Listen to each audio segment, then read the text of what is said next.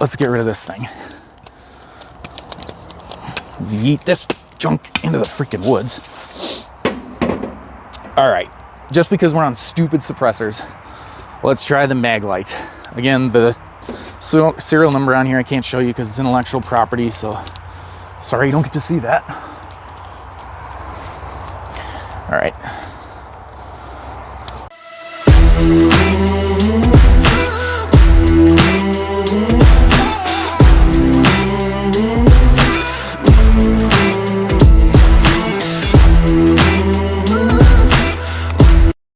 Thanks for checking out PewTube on YouTube.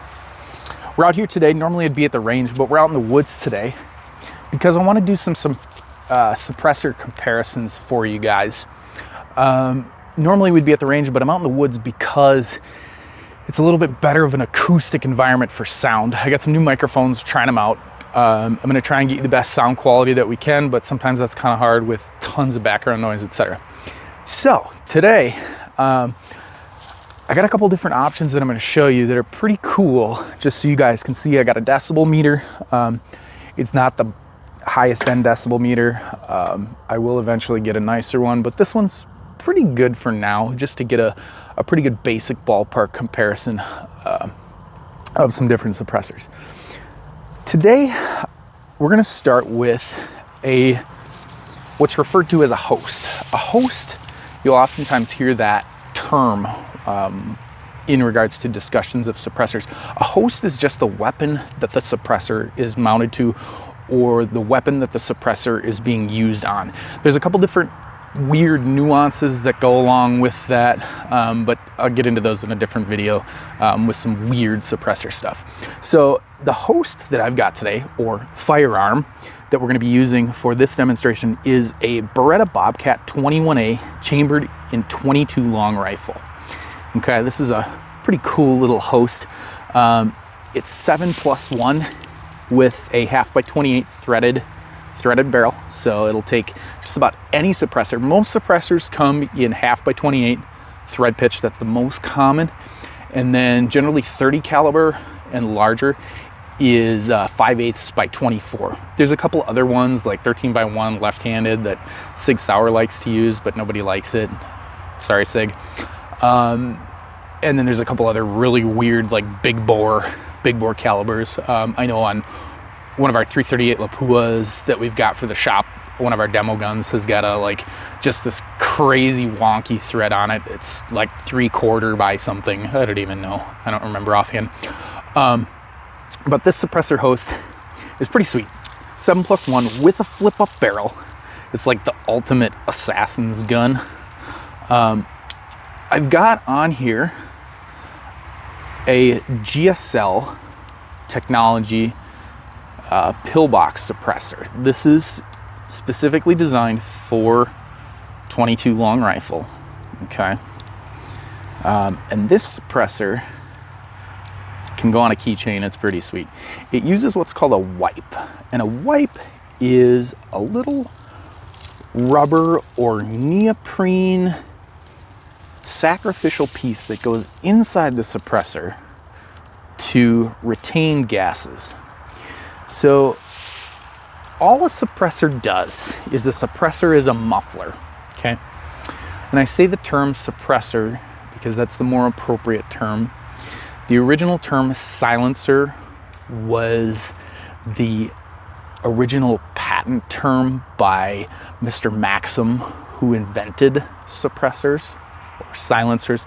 It said silencer on the patent, so sometimes people often get perturbed by the exchange of terminology.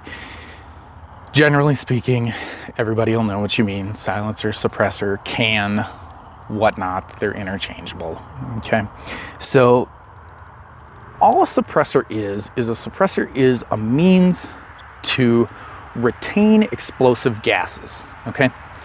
So as a gun is fired, okay, the hammer hits the firing pin hits the primer of the round ignites the gunpowder charge of the round, gunpowder charge explodes the projectile outward. As that gunpowder charge explodes, it creates an enormous amount of gas and pressure behind it, okay?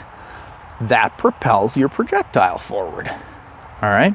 As your projectile leaves the barrel, you get noise, okay? Quite a bit of it. All a suppressor does is it's a means for storing volume of exploded gases, okay? So as the gas explodes in the chamber of the weapon, bang, pow, pow, pop, pop, whatever funny term you want to put in there, the bullet leaves. Those gases have to have somewhere to go, okay? They're captured by the suppressor, which slows them down and slowly releases them, kind of like a slow fart, instead of a loud explosive, okay? This, in exchange, quiets the weapon down, okay? When it comes to suppressors, there's two different sounds that you need to be concerned with, okay? There's the initial sound of the weapon firing, bang, and then once the bullet leaves the barrel, leaves the suppressor, is long gone out here in La La Land doing its thing, going to work, okay, you need to worry about supersonic or subsonic bullets and ammunition, okay? Supersonic means that it's breaking the sound barrier and you're hearing the crack of the bullet downrange breaking through the sound barrier. That's supersonic. It's above the sound barrier, breaking the sound barrier. Then there's subsonic ammunition. Subsonic ammunition is designed with, generally speaking, not always, but generally speaking, a lesser powder charge, so a little bit less gunpowder to slow that bullet down or not give it as much velocity when it leaves the barrel and the suppressor, so that that bullet doesn't break the sound barrier downrange. This significantly changes the sound report that you will hear by a firearm, especially suppressed, okay? If you have a suppressor on a firearm and you use supersonic ammunition, so ammunition that's breaking the sound barrier, generally it will be quieter than without a suppressor firing from the gun, but generally speaking, you will hear it downrange, breaking the sound barrier far away from you, okay? If you use subsonic ammunition, like what I've got here today, in this 22, subsonic ammunition, you'll get the report from the firearm, and generally speaking, it'll be quieter downrange. Again, there's some weird nuances with this, like transonic. If you check out one of my other videos, I can link it down below. I've got one of my buddies from the shop. We're shooting a 45-70 with some really funky ammunition, and we're testing out a suppressor.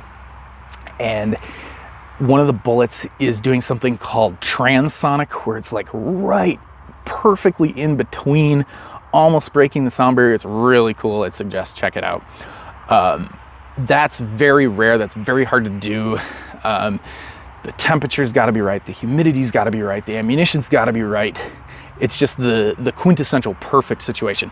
Very rare. If you hear it happen, it's super cool. It makes some really weird noises downrange. But I digress. Back to what we're talking about today. I'm going to shoot a couple rounds. I've got this GSL pillbox 22 long rifle suppressor on here with a single wipe in here. And I'm going to pop a couple rounds off for you of 22 long rifle. Let me turn my sound meter on, clear it, and let's pop a couple rounds off. I got to turn the safety off. Duh. Okay, so you see, that was 86 decibels, and that wasn't even at the shooter's ear. That was like, I got it just sitting right here on this table pretty close, like a foot and a half away. That was 86 decibels. So, I mean, 86 for 22 long rifle, that's pretty obnoxious and pretty loud. I mean, it's better than not having a suppressor. It's significantly different than not having a suppressor. If you notice, I don't have any ears on, so I'm not gonna shoot off a whole bunch of 22 rounds without ear protection on, because I'm around firearms all the time and my hearing is suffering because. Also, there's one more thing that I need to talk about that I just forgot that's important. We're gonna talk about first round pop. Okay, so, or sometimes referred to as port pop, which can be a different thing. First round pop is when the first bullet you fire goes off, okay? The oxygen or O2 in the suppressor sometimes burns, and the initial first round that you shoot off can be a little bit louder than the second shot, okay? So I'm gonna go ahead and shoot one more, maybe two more rounds off for you guys, just so you can hear with the GSL pillbox, and just see if there's any noticeable difference from the first shot to the second shot.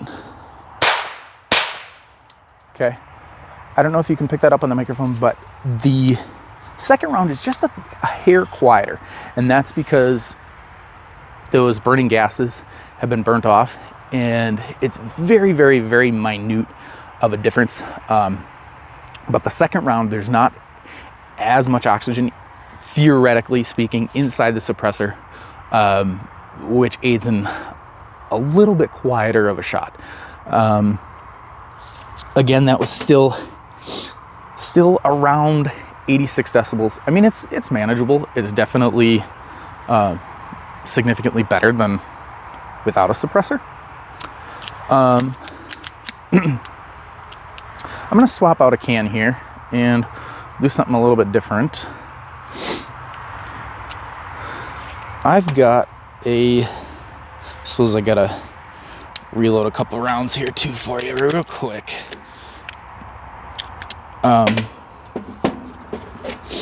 Don't mind me, YouTube. We're just gonna, this is for learning purposes only.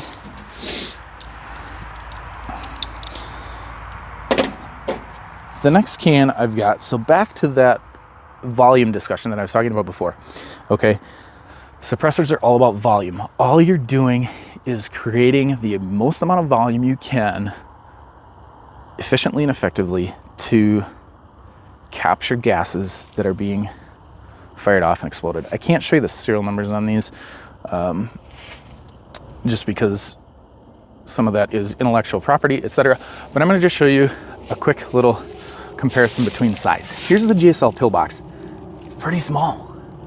Here is a GSL Toledo. This is actually a 9mm suppressor, but the bore of the suppressor will obviously shoot 22 long rifle. So we're gonna try it. It's not gonna be the most effective and the perfect ideal suppressor that you'd wanna use for 22, but I just want you guys to see that it effectively will make a difference, even though it's not the correct suppressor. Okay, it's still not super movie quiet, but it's definitely quieter. Okay? Now, I'm gonna step it up to something even bigger. So, I showed you the GSL Toledo. This is for 9mm. That bore is bigger. It's designed for 9mm, so it's not gonna capture all the gases or a majority of the gases escaping fired off by the 22 round, okay? I have next a GSL Woodland. The GSL Woodland is, as you can see, bigger in volume. So back to our volume theory or volume discussion. You want volume.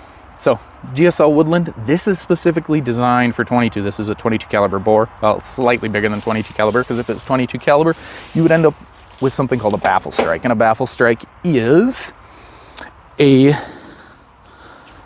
strike of the bullet, or actually having the bullet. I got another suppressor here that I can show you with a baffle strike that I did on purpose because people were asking me. So this is a suppressor that we made, okay? We have all the special licenses to do this. Don't do it at home. I pay tons of money to the ATF, the DOJ, the NICS system, on and on and on. ITAR, don't even get me started on ITAR. ITAR is a nightmare. Pay tons of money to the DOJ, which ITAR is underneath. It's all the international trade arms agreements BS. Look it up, it's crazy. So we're allowed to do this. Don't do this, okay? This is a suppressor that we made again, it has a serial number on here that I can't show you because it's intellectual property, out of a Maglite flashlight, okay?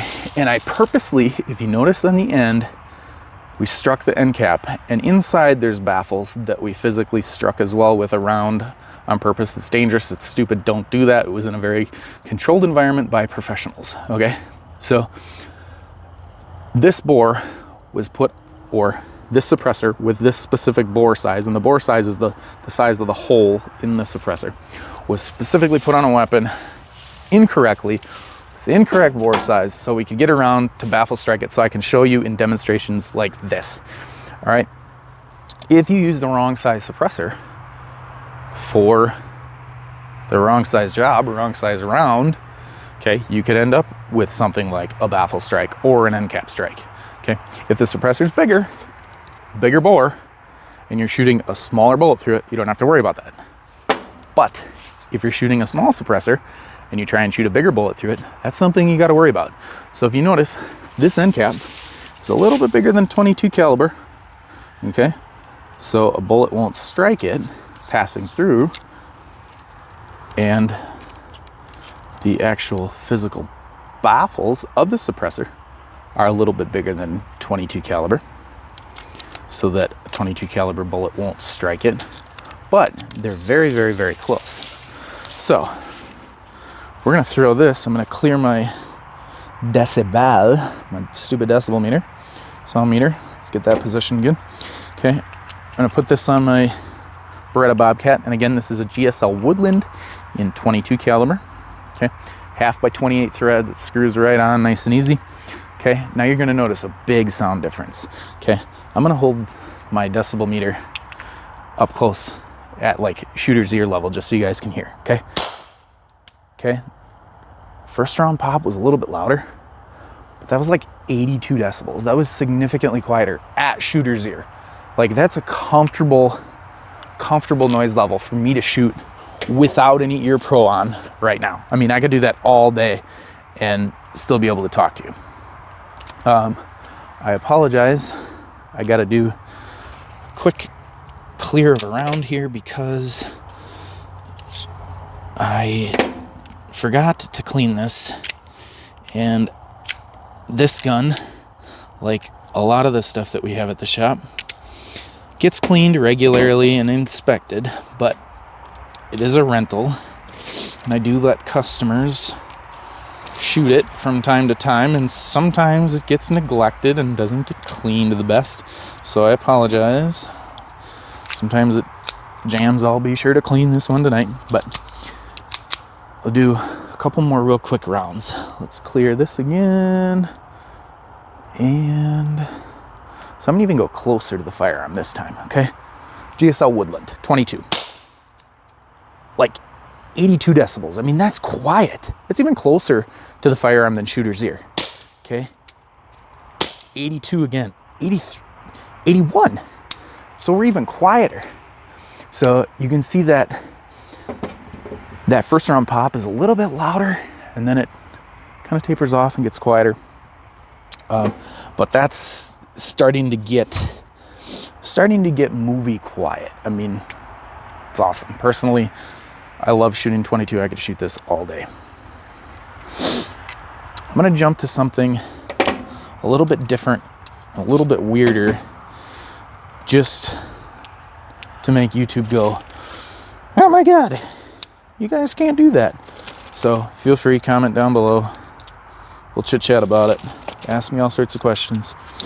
Again, we have 2 different SOT manufacturing licenses. So we're a special occupational taxpayer licensee. We have 2 different special occupational taxpayer licenses that allow us to do all this stuff and manufacture. And sometimes we could dabble with explosives a little bit, but that gets into our FEL, which is our federal explosives license. Totally different video. We're not going to go there right now because that is an enormous amount of paperwork and BS that I don't want to talk about right now. Back to our Bobcat 21A. You guys ready for this? Fram filter. Okay. oil filter suppressors. They're illegal to do, okay? I've got a piece of tape on here because we take this and we type up and we put in e-forms that, hey, we're making a suppressor today, and we laser engrave a serial number on it, blah, blah, blah, blah, blah, blah, blah. And I'm covering up that serial number with the piece of tape because that's intellectual property, and I don't want to share that with the interwebs.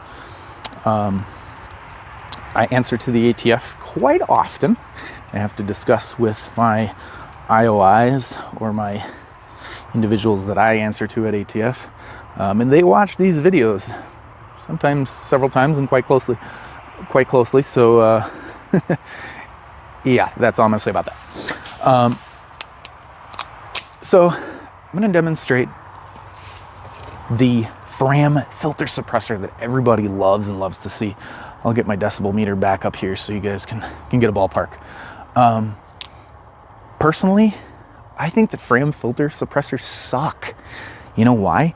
Because you're exploding a huge amount of gas in here, and that gas sometimes shoots flames. And what's inside of an oil filter that's not, if it's not wet, if it doesn't have oil or water in here? Paper. And paper burns really easy. So I had one of these on, check out one of my other videos, I'll link it down below as well, with one of our full auto MP5s. And you can see at the end of the video, it's smoking like crazy. That's because I take the suppressor off and the paper's on fire. It's literal flames are coming out of the suppressor. Why? Because we shot a whole shitload of fully automatic fire through a suppressor with a paper core, and it started on fire. All right, I digress. I'm gonna shut up and shoot some more rounds. So, all right, that's loud. Like 95 decibels, like that hurts my ears. Like, ow. I don't even want to do that anymore. It kind of sucks. Let's get rid of this thing. Let's yeet this junk into the freaking woods. All right, just because we're on stupid suppressors, let's try the Maglite. Again, the serial number on here I can't show you because it's intellectual property, so sorry you don't get to see that. All right.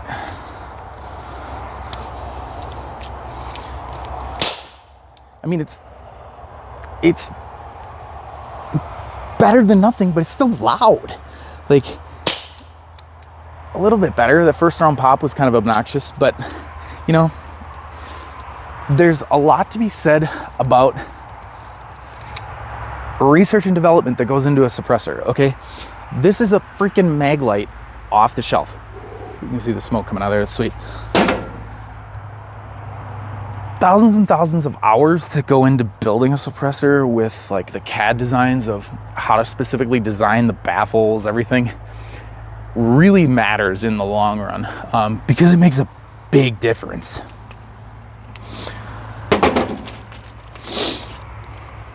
I'm gonna reload here and I'll show you a couple more suppressors that I've got hanging out that we can pop a couple rounds off. Some of these are bigger bore and not 22 caliber suppressors, which is okay, they'll work. But again, they're not gonna be optimally quiet for the situation, okay? So, next I've got, what is this? This is a GSL Stealth. So GSL Stealth, super cool suppressor. It's a 9mm can, but it'll work on 22 because 22 caliber is smaller than the bore of 9mm. Awesome can, highly recommend it for 9mm. But since I got it here, Meisel schmeisel, throw it on a 22.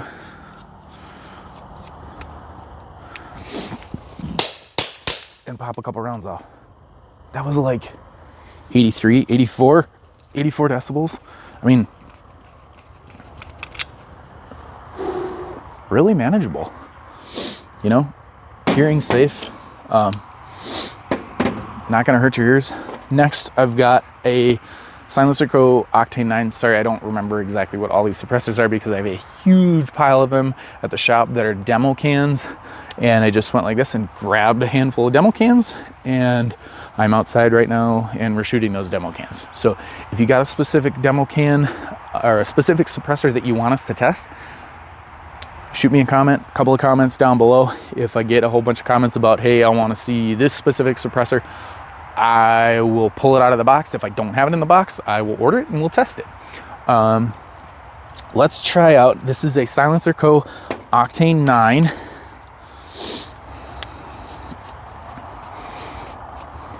That we're gonna pop off.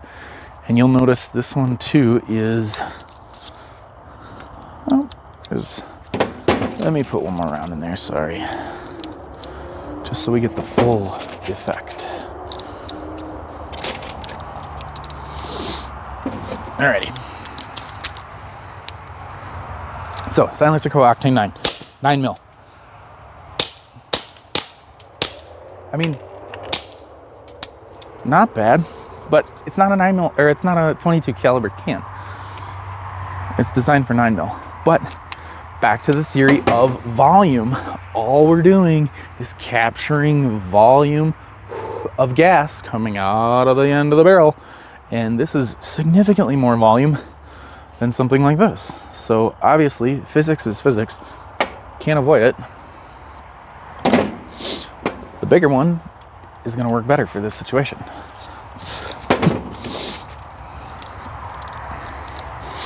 I got one more cool little can that I want to show you, and then we're going to talk about some more scientitious stuff.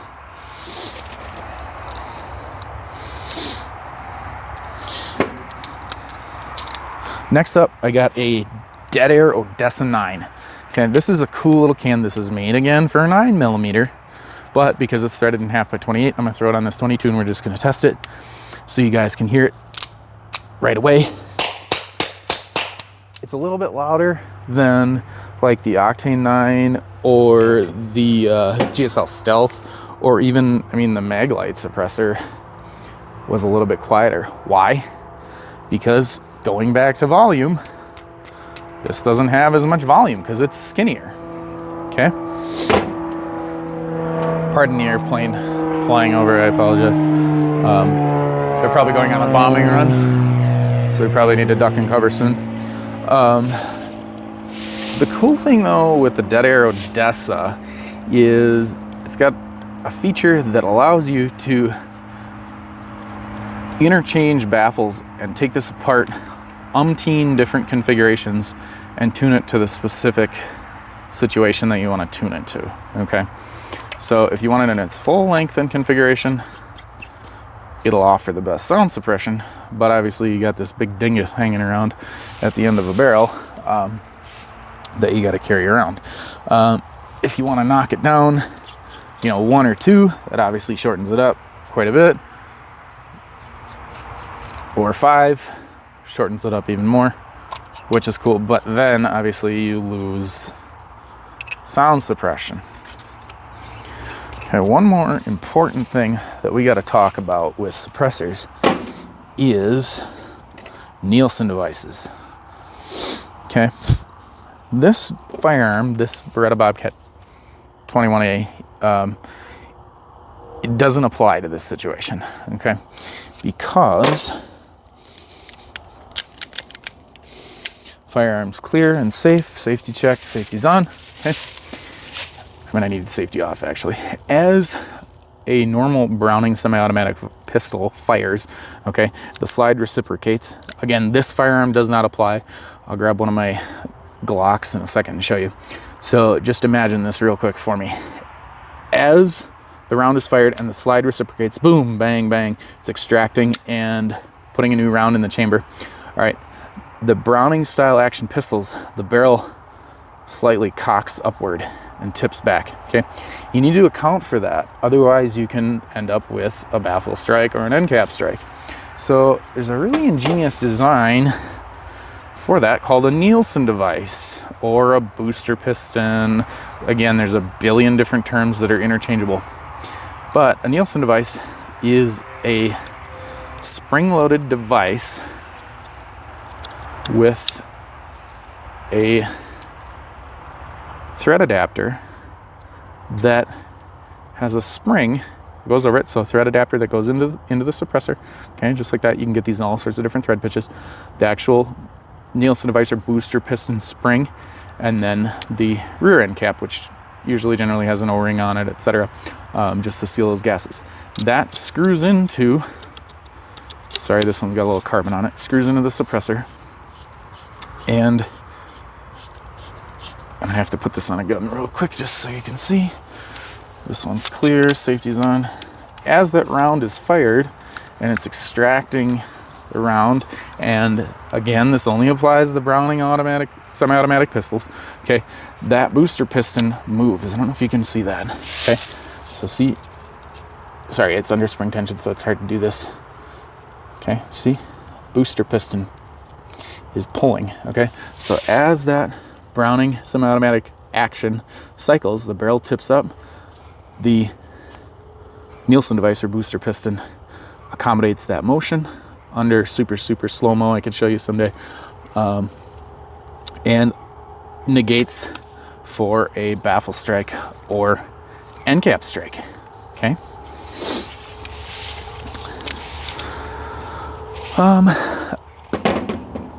You know, because we shot off all these suppressors, I'm gonna go back to the ideal size can for this situation. You need to have a can that is specifically designed for the situation. So if you got a 22 bullet, some of these are hollow points. Sorry, I'm just trying to get, oh yeah, also, you don't ever want to shoot anything that's a hollow point through a suppressor with a wipe. If that bullet is a hollow point and hits that wipe, it's going to expand prematurely inside the suppressor, damage the suppressor. It'll probably completely destroy it. Kind of like the Maglite end cap, okay, that we did on purpose. Don't do that. It could blow up in your face. This we did on a, chalked up on a dingus, on a bench rest that was locked in place so nobody could get injured. We had a string on it like idiots. Yeah, don't do that. All right, back to the GSL Woodland in 22, specifically designed for 22 long rifle. I'm gonna pull my decibel meter up here. Let's get a max. And like right at the firearm, I mean, that's like movie quiet. We're like, I mean, 63 decibels, like quiet. 63 decibels is awesome. All right, guys. I got a couple more videos coming up for you, but that's all for this video. Make sure you like, subscribe, comment down below. Thank you so much for checking out YouTube on YouTube.